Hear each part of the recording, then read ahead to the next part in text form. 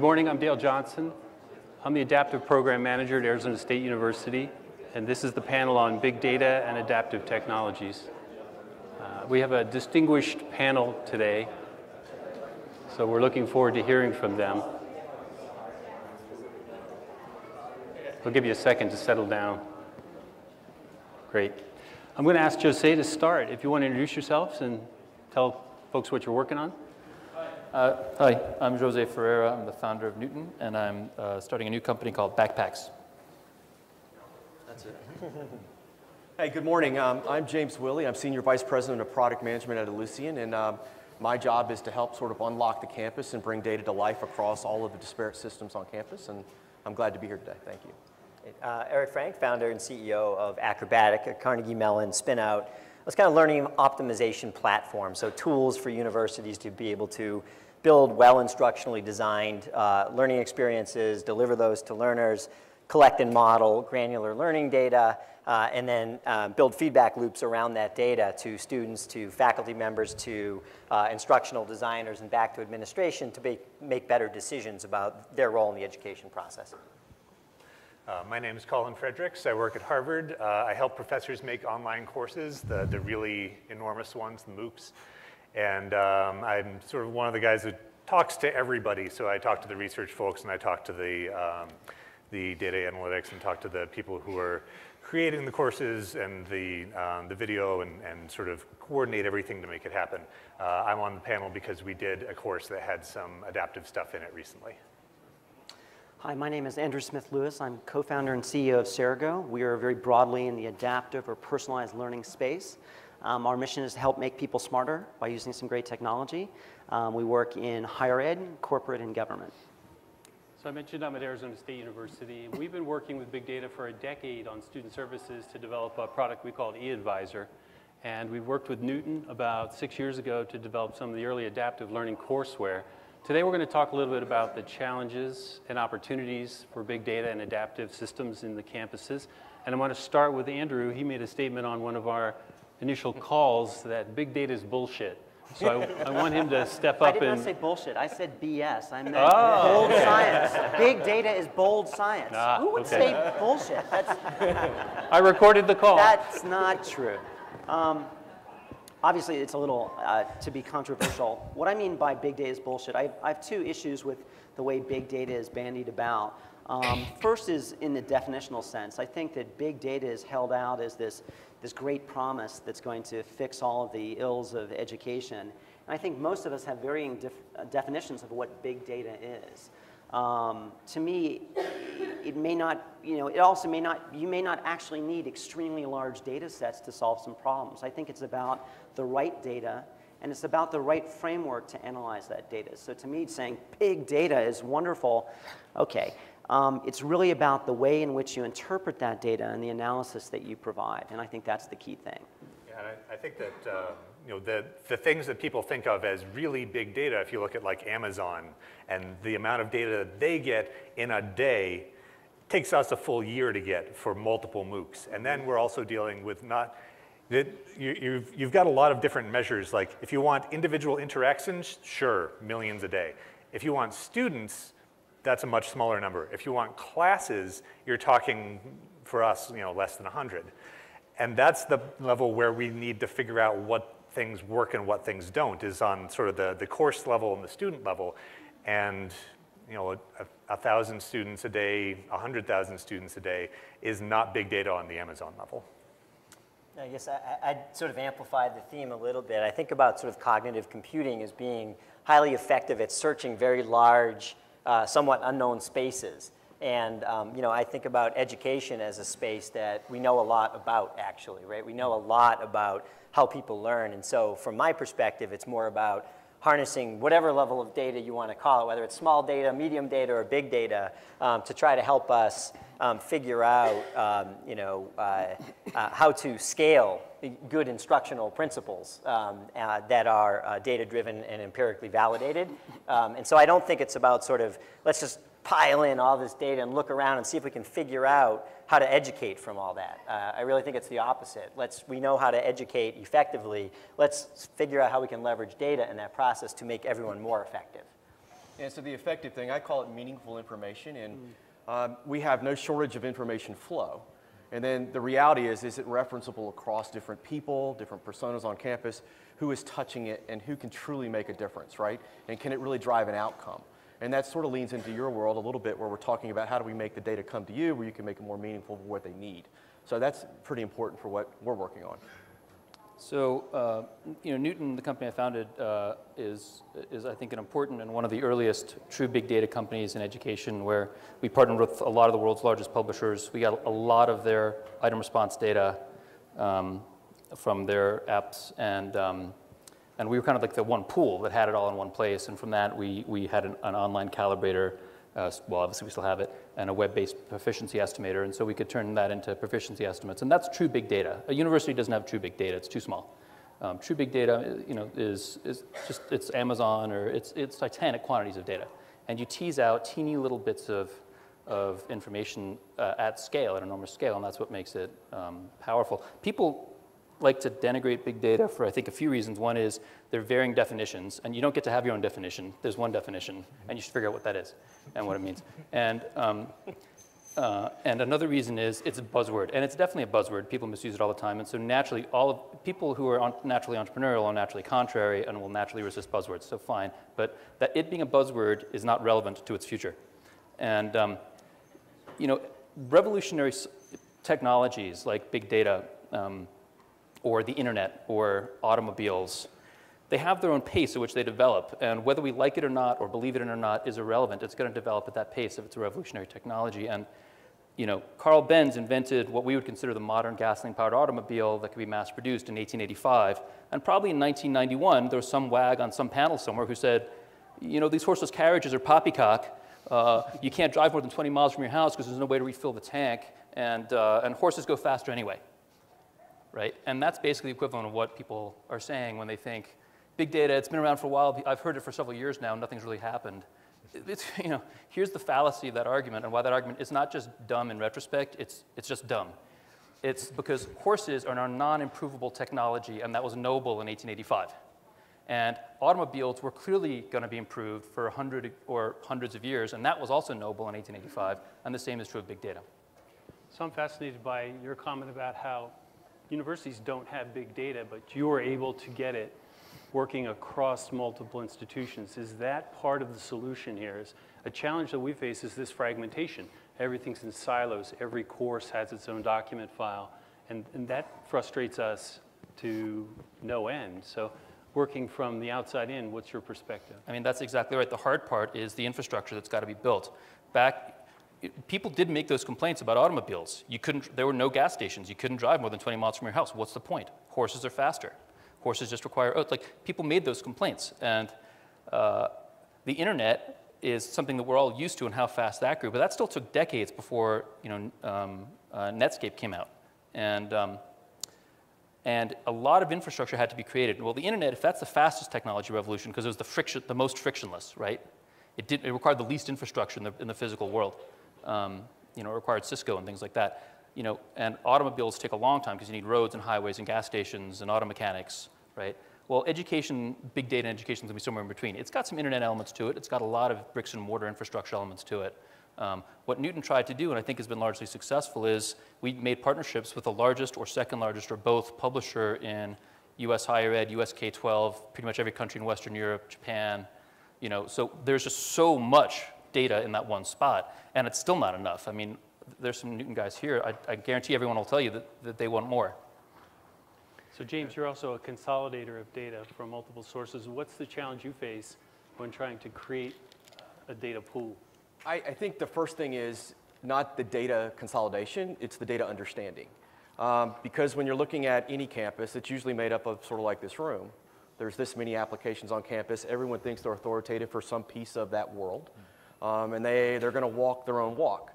So really for us, it's really about stepping back and saying, can we define what this room really looks like on a consistent basis so that when I'm talking to you, we're speaking in the same language.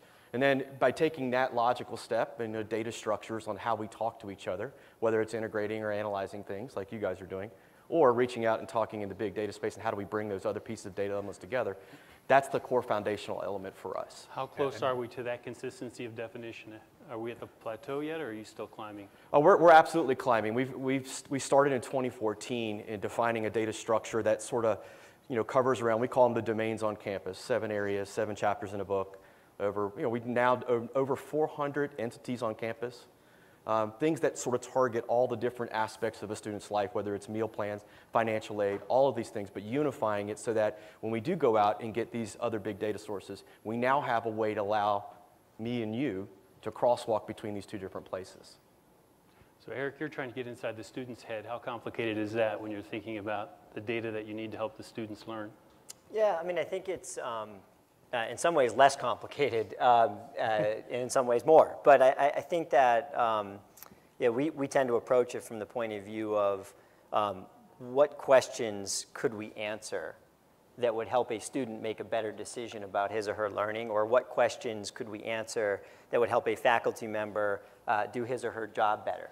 So if you think about the latter, for example, could we identify through various sources of the data we're collecting as a student engages with an online resource? Can we identify a student who was working very hard and appears to now be disengaging, and differentiate that student from a student who never was working very hard versus a student, but is actually doing quite well, right?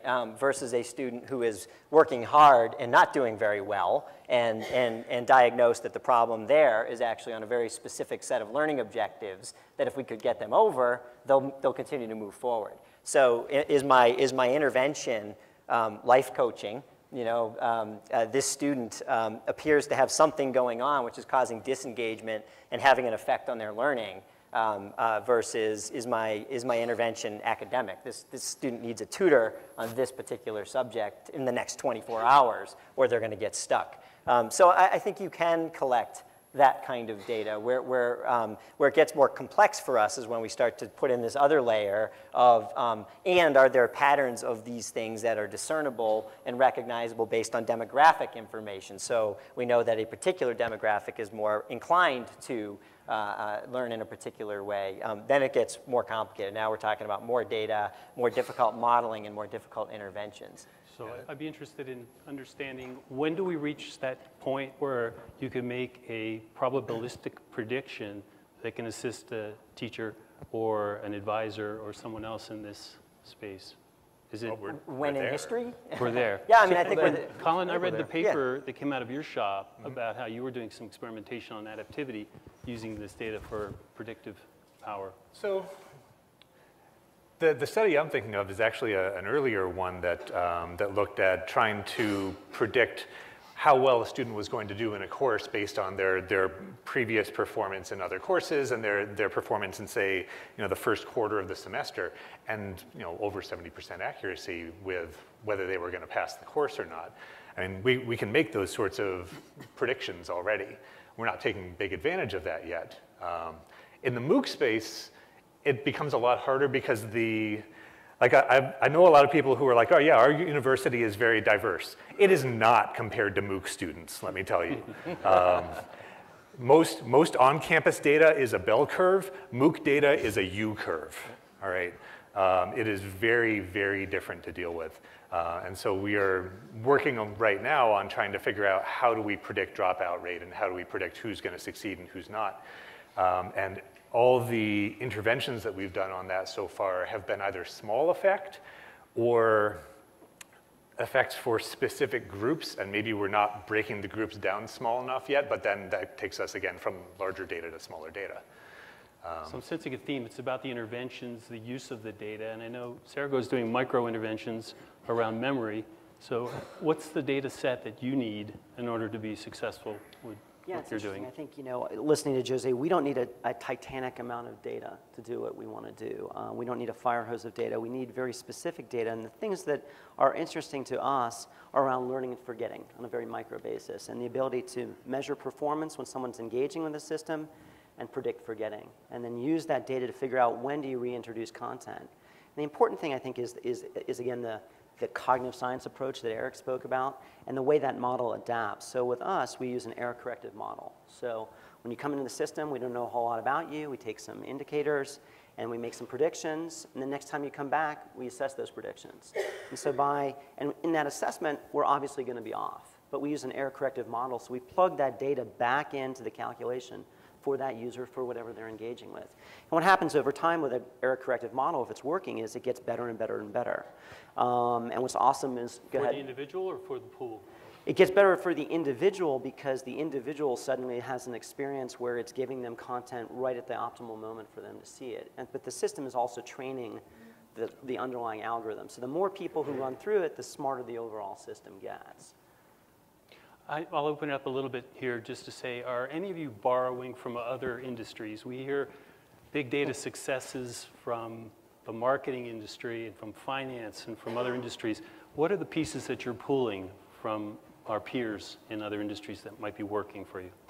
At Newton, we borrowed a lot from standardized testing and the science of psychometrics. So, so when ETS builds an SAT question, they spend thousands or more than $10,000 in some cases to calibrate it, right? Per question, it's incredibly expensive, which means they farm it out and sample it ahead of time on an unscored section on someone else's test, so that when you see it live, it's got a lot of statistical metadata that tells the ETS exactly how it performs. And so one of the first things Newton did was build a web-based calibrator. So we have an easier task in Newton because ETS has to calibrate everything before a student sees it live. But based on the first few dozen student responses, we can begin to calibrate it. And our cost for that is Amazon Web Services. So it's nearly free. And then we have a proficiency estimator that takes that data-rich content, and now students hit it, and we can spit out proficiency estimates. So, and so we had to extend some of the science that ETS has built, or test makers around the world have built, and create new. I mean, there's a period where we're probably producing publishable research like every week, and just extend psychometrics and item response theory. One of the things we do that test makers don't do is we don't just calibrate assessment content, we calibrate instructional content. So for an entire publisher's portfolio, Newton can take every single sentence of content and tell you what the instructional value is. In other words, how many proficiency levels, how many points, percentile points of proficiency a student will gain if they use that piece of content versus another piece. And what's amazing about that is instructional content varies by student type. So if you think about it, the best performing piece of content from a large publisher's portfolio from a completely middle-of-the-road student to learn any concept you like, take that piece of content and show it to a high-performing student or a low-performing student, the instructional value is not as good, right? And so for Newton, instructional values are like this matrix of probability estimates about how well this exact sentence or video clip or question will serve this exact type of student. And then we have to collate, we have to calibrate, put all that together, curate it and put it all together in a day's assignment with all the other little bits. James, any techniques or tools you're borrowing from other industries? Yeah, I think so. I mean, I think when you look at other industries, when I was working in the healthcare space with the HL7 and its standards and its big move towards understanding machine content and data flowing, true big amounts of data. That was my first entry into this, trying to define an ecosystem, right, a space. So you were in healthcare and moved over into... Yeah, I started in healthcare and did banking and manufacturing and those things. And a lot of those have done some of this. Yeah. And in some ways, they found better places to harness some of the big data elements. I think for me here, what makes quite a bit difference is that higher education, or the market I serve, is different. It's special. It has unique data structure needs. It has unique dimensional needs on top of the data. That makes it it's not a cookie cutter approach, not one size fits all in data, in this space. But we couldn't call ourselves more complicated in healthcare. No, probably not. I think in some sense it's the same in terms of complexity. I think a lot of sort of restrictions as to sharing the data. Oh yeah, mm-hmm. Healthcare, they have very similar rules. It's not as campuses generally are like their own closed ecosystem for me. So when you walk on campus, I call it a federated world, right? It's very common to have different departments with different views, different understandings, different purchasing power of what they use and how they use. And then secondary things like understanding of data tends to happen in the second, third, or fourth year. And then we might come back in life and using one of your tools, we say, well, now what are we going to do? How are we going to bring all this back together? And that's probably the biggest difference, is trying to find a way to coalesce all of this information across campus into one place. Yeah, we tend to use a lot of the same IRT stuff that you were talking about for Newton, but on a smaller scale because we don't have as many students running through the course. But the goal was the same, sort of to figure out the skill level of the problem and the skill level of the student. And if we can get enough problems and enough students, we can start splitting out into that matrix of how well does it work for people of different skill levels. So that was the kind of approach that we took for our adaptive stuff as well. Okay. A lot of that came from the research side of things and from an outside company that we were working with called TutorGen. For my part, I'm from the educational research field, so I was bringing in, like, we need to do a pre and post test on this if we're going to show effectiveness, and I would like to do some randomized trials. And part of my job is also to take edX and fold, spindle, and mutilate it until it does what we want. So I was a little bit more on the implementation side of things on that. I think about, I mean, we similarly use some IRT theory and cognitive task analysis is another sort of borrowed element probably from deep training, mostly around simulations, designing high-end simulations. But I think all of these sort of, at least the learning platform side of this space, depend on granular outcomes to be well-defined in advance. You have to have something against which you're going to measure learning. And so in the way we do it, the more finely we can break that down and sort of understand what we call a skill graph or a knowledge ontology, the more precise our measurements are going to be, and the more diagnostic we can be about where students are struggling.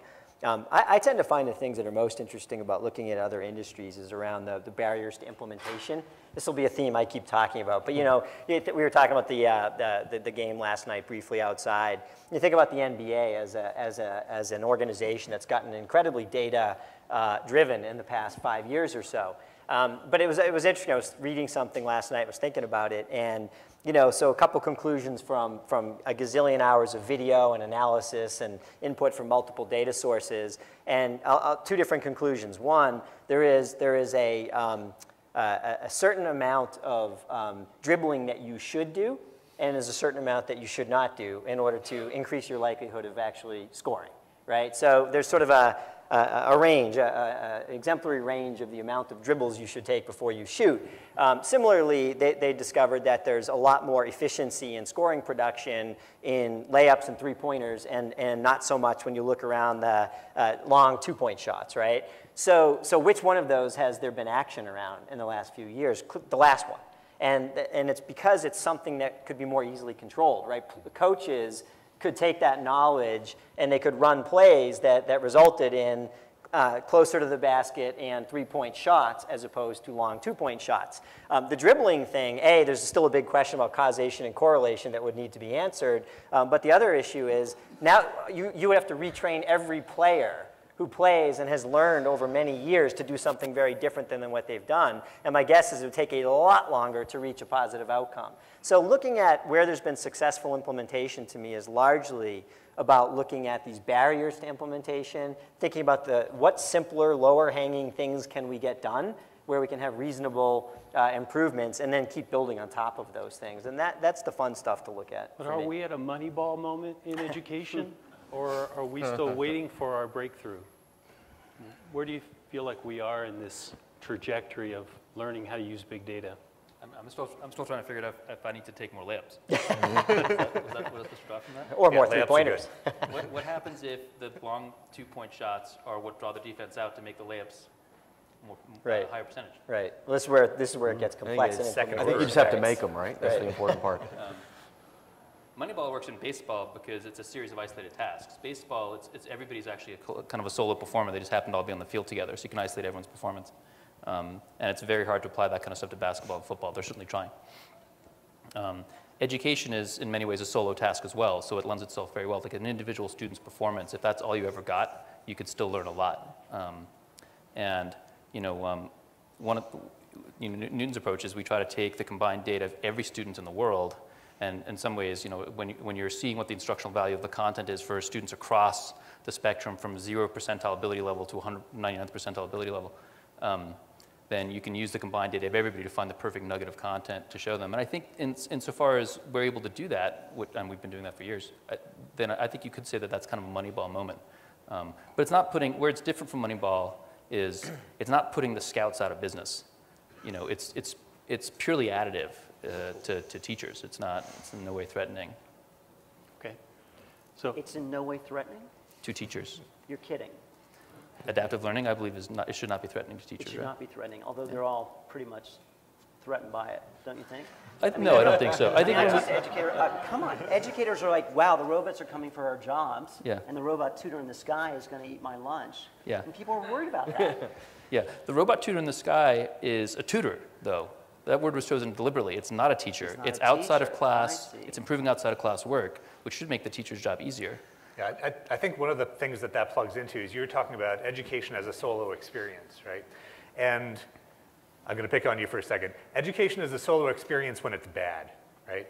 And one of the things that you're doing with Newton and with, I don't know if you're doing this with Bakpax or not because I know nothing about it, is taking all this information from a huge number of people to inform one person's experience in a way that is maybe a little bit similar to what happens if you have a study group, right?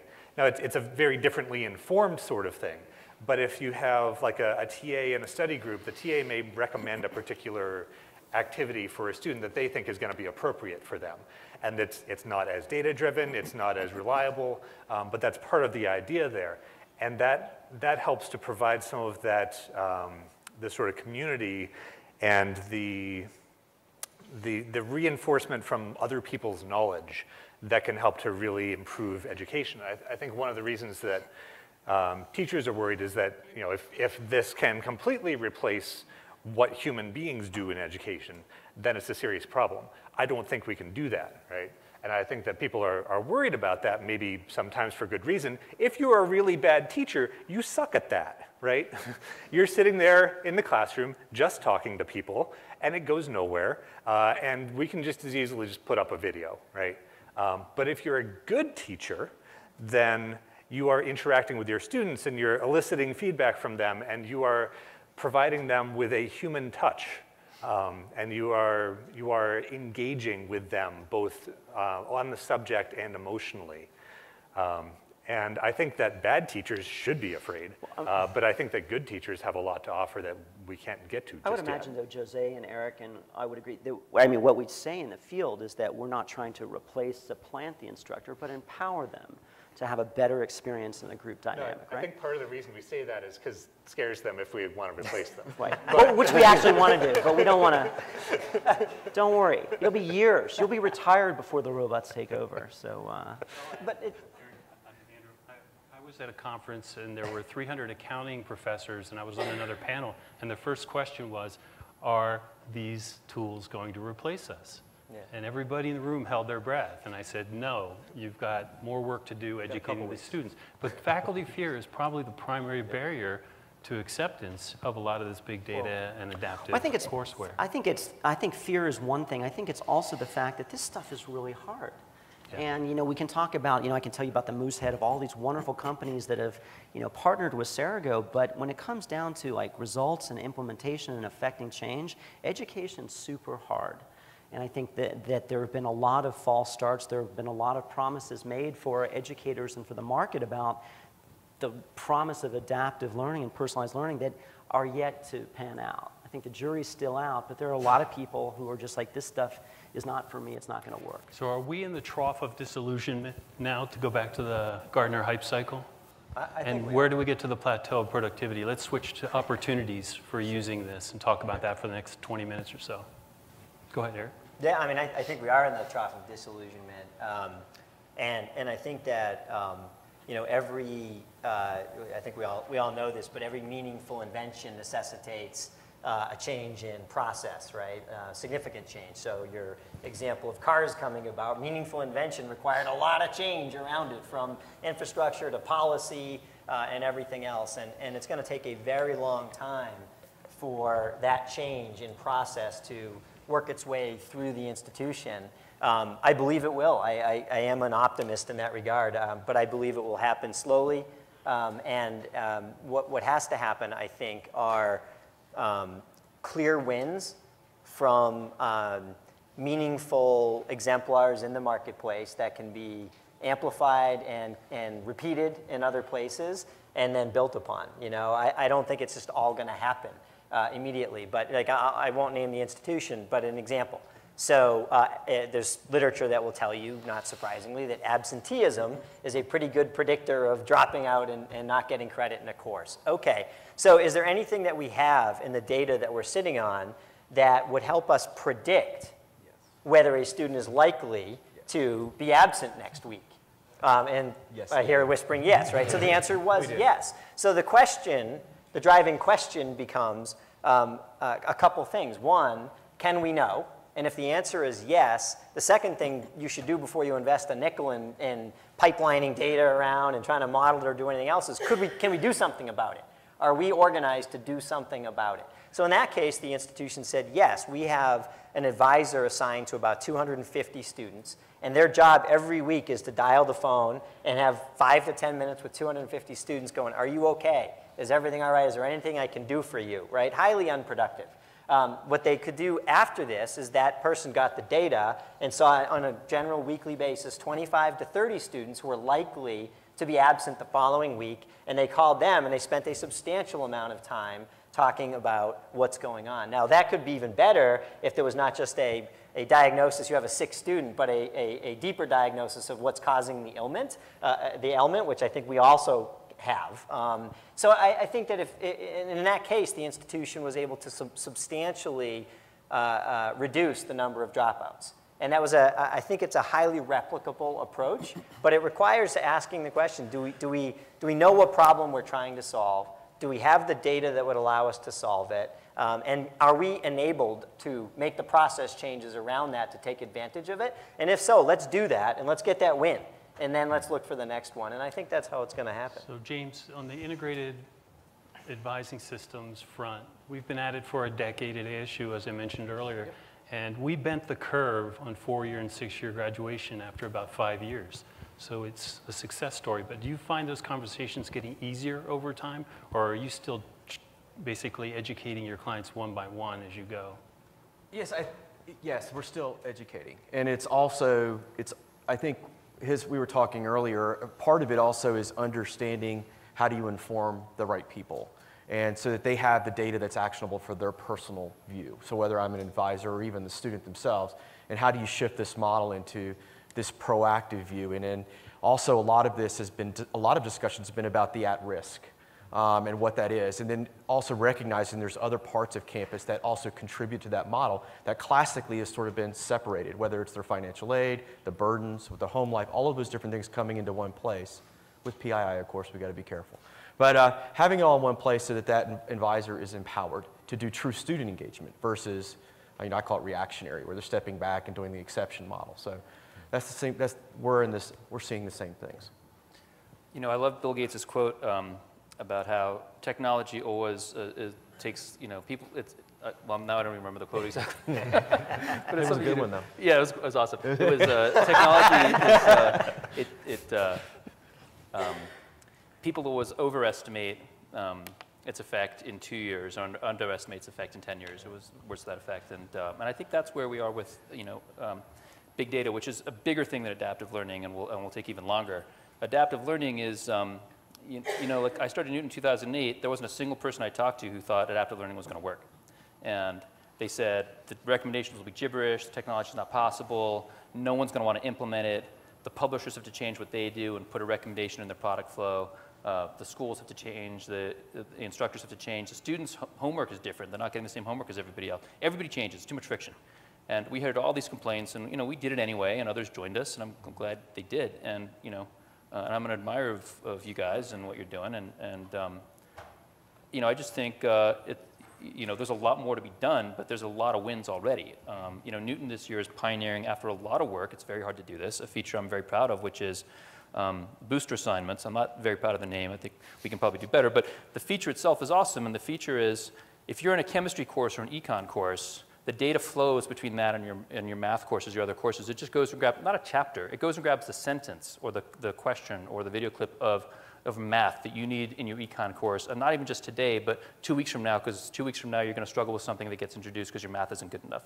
And it'll go weeks in advance, go grab the exact little bit of content from another course. So data and content traveling across courses. It's no isolated courseware anymore, it's a suite. That's awesome, and it's also awesomely hard to do. And that's happening this year. That's not in the future, that's a now thing, and I'm really proud of that. Another big, so there's lots of innovations coming. It's back to the cars. We got 100 years of development is going to keep improving these technologies. And teachers blindly guessing about students' conceptual abilities is a not improvable technology. A diagnostic tool that can measure a student's ability level on every concept to the percentile, plus or minus a point or two margin of error, versus the rest of the world, that is awesome, something that human beings cannot do, is a huge a tool for teachers, and is going to be continuing to be improved upon. I'll leave you with one more thought, which is another big way that adaptive learning is about to start disrupting the world is adaptive learning plus OER may be a fatal combination to publishers, and that's coming. Michael Moe blogged about weapons of mass instruction in April. So Andrew, how close are we to the vision that Jose just described and the work that you're doing to weapons of mass instruction? Kind of a dystopian. Yes, it's a weird metaphor. You know, I think was it Georgia Tech? They had a chatbot built by an instructor in the course, and most students thought it was an actual TA answering questions. So, I mean, how far is that away from replacing an instructor? And to take your car analogy, I mean, what are we talking about right now in cars? We're talking about self-driving cars. So, is it possible that instructors, certain instructors are going to be replaced by technology? I think so, and I think we're at this weird time where, yeah, people have been talking about adaptive for a while, and I remember when Jose was a young man and talking about adaptive in the heydays, the salad days. But now we're at this moment where we have AI, and what does AI and adaptive end up looking like, and how powerful could that be for both good and for maybe not so good, depending on how you make your money? Colin, we're all waiting for Harvard to answer that question. I have this occasional saying that I use at my work. Harvard moves with the speed of the mighty oak. We have a lot of people who really care about this sort of thing. We tend to be kind of slow at implementing it sometimes. So it can take a while to do even the first version of a course, let alone a second version, a third version. And often by the time we get to a third version, it's handed off to someone else. And that, like tying together the research from all of our courses is something that we're still sort of working on here. So my guess is that a lot of this is going to come from outside academia first. And that once a Harvard or an MIT or a Stanford or somebody picks it up, then it's more likely to spread more quickly. Or if it becomes something that's picked up by like a whole consortium of community colleges, then I think it's something that's likely to advance. Are we doing enough along those lines? Jose, you mentioned you probably could have published a paper a week based on the work that you were doing. The only group that's really published that I know of is Alex. When they first developed, they published all of their algorithms as scientific work. And you mentioned you did the recent publication. Are we doing enough to share the knowledge, or is it still a black box metaphor that's making it difficult for us to get more traction? We're definitely publishing as much as we possibly can. My counterparts at MIT are as well, because it's, I mean, I don't need publications for my job, but the research team does, so. Yeah. So Eric, do you have publications that come out of your shop? It was an academic group that was the genesis of your company? Yeah, we don't, but are actually have some in the works and in development. And I think it's, you know, I think for us, you know, again, it's my theme I keep harping on is implementation. There's a lot of focus on the algorithms. There's a lot of focus on the modeling, and it's very real. It's important, and how it works, and what biases are implicit or not implicit in those algorithms are important. But I think that most people, quite honestly, don't care. I think what most people want to know is, how could I use this to affect a positive change? And with as little effort as possible. With as little effort as possible. And so I don't say that to belittle transparency. I think it's important. And for example, we'll publish kind of, we're updating our learning model, and we'll publish the elements of that model and what contributes to it. And it's almost like a box you check for people to be able to say, I understand it, and that's important because we're in academia with intellectual curiosity underpinning what we do. But I think it's really not the most important thing. I will say one other quick thing, which is to turn around your weapons of mass destruction and say, I think we're close to weapons of mass construction. And what I mean by that is, I think one of the problems we have in getting through the trough of disillusionment and to the promised land is that, and it's related to this, are we displacing instructors, et cetera, is we collectively, anybody involved in trying to move forward change in this area, I think have to do a better job of genuinely and authentically answering the question, what is the instructional model that makes sense to achieve the goals we're trying to achieve, and what therefore is the role of the faculty member? And if the role is meaningful and it's credible, then I think there will be a bigger embrace of this. If we sort of wave our hands at it, then there's always this lingering concern that I'm not part of that, or I'm part of it in a way that I don't want to be part of it. So I think that, when I say construction, because I think knowledge is constructivist, and I think that I would acknowledge that what our system does best is help foundational knowledge acquisition, the basic knowledge components. But eventually you have to assimilate those things. You have to synthesize them. You have to apply them. You have to flex your collaboration muscles. There's a whole bunch of things that you have to learn how to learn. And I don't think that our system is going to be the best at doing that in the near future. I think that our system can get a lot of time back for the learner and for the instructor to be able to do more of that. And that's very real. If we could graduate more students who are not just getting a C, B, or an A and getting the credit in a degree, but people who can think, who can learn in a lifelong manner, et cetera, that's the win, and that requires human interaction. So, do you want to move on? No, go ahead. Okay, I was just going to say, I think Newton would love to publish more stuff. We have published some technical white papers and efficacy analyses. We've published quite a few, I think, because we've been around for a while. Not nearly as many as we could, and I think would like to do more. But I think we have one data scientist devoted to research right now in a much larger company. It's very hard in a small startup environment, or even a medium-sized startup environment to devote resources to producing free research for the world. I think if grant organizations wanted to give some of the organizations up here some grant dollars to expose more of this research, would be happy to do it. I'll tell you, some of the research, there's both the science we've produced, some of which is trade secrets, but some of which we'd be happy to share with the world. There's also research studies we've done. I mean, Newton had, we power the two largest K-12 publishers in America, Pearson and Houghton Mifflin. And we once produced a study on a very, very large set of data set about middle school math students and how many percentile points, how many gains of mastery they get on a given day, and found that the average American middle school math student gains about 2 percentile points of mastery, a little bit more than 2 on the average Monday, about a little bit more than 1 on Tuesday, Wednesday, Thursday, and actually regresses. It's negative on Friday. And that's just an enormous data set. That's ironclad, but it's over a general population. One of the interesting things is the non-modal population, right? That's the mode. The non-mode population, in other words, the people who were exceptions, tended strongly to be bottom-performing students, so most at-risk students, and they had no Friday effect, and they did best on Wednesdays. And we produced studies, I think we published that one. We produced tons of studies about the effect of procrastination, the effect of what happens to learning before a major holiday.